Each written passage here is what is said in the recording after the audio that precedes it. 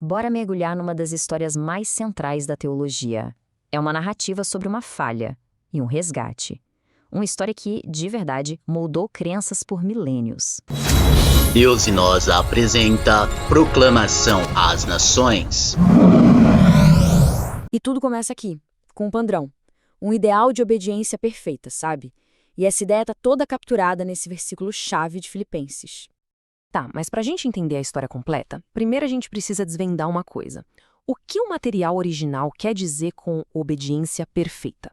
O que isso significa na prática? Olha que interessante. A fonte nos leva lá na raiz grega da palavra. É hipo, e significa literalmente sobre ou em sujeição a. Mas calma, não é sobre fraqueza não. É sobre um reconhecimento consciente, uma escolha de se colocar debaixo da autoridade de uma força superior. E não para por aí. Tem uma segunda camada nessa obediência que é a palavra ako. Isso significa ouvir. Mas não é só deixar o som entrar pelo ouvido, sabe? É prestar atenção de verdade, com a intenção de entender. É a diferença entre só escutar e realmente absorver a mensagem. E aí, essa combinação de se submeter voluntariamente e de entender profundamente, ela é exemplificada em Cristo.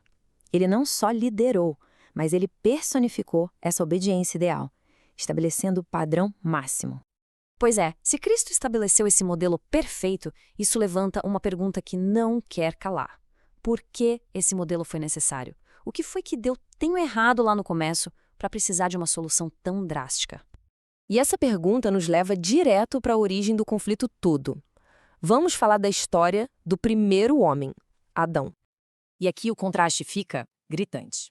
É a história dos dois Adões. De um lado, o primeiro Adão, terreno. Do outro, o último Adão, celestial. Um desobediente, o outro perfeitamente obediente. As ações deles levaram a humanidade para caminhos totalmente opostos. Um trouxe a morte, o outro trouxe a vida. E aqui tem um ponto crucial que a fonte faz questão de destacar. O que Adão fez não foi um simples deslize.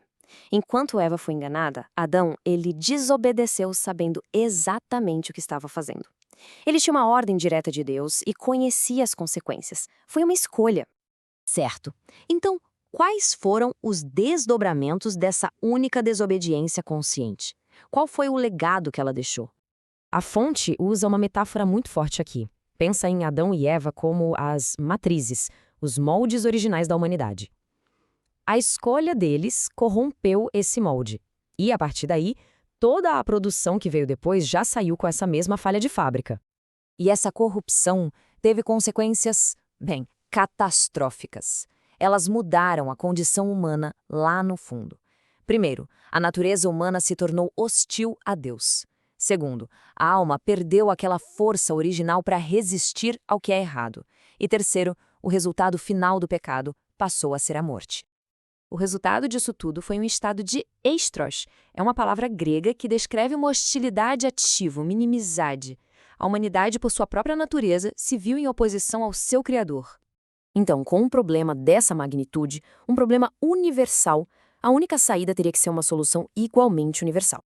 E para mostrar o peso de rejeitar essa solução, a fonte cita o apóstolo Paulo. A tristeza dele era profunda. Ele chega a chorar por aqueles que ele chama de inimigos da cruz, gente que não consegue enxergar o resgate que foi oferecido. E aqui a história vira. Apesar de toda essa inimizade, a fonte afirma uma coisa fundamental. A natureza de Deus é boa. Ele não é um tirano. Pelo contrário, é um criador justo que, por iniciativa própria, decidiu oferecer um resgate gratuito e totalmente imerecido. Essa jornada de obediência perfeita, então, chega ao seu ponto máximo na cruz.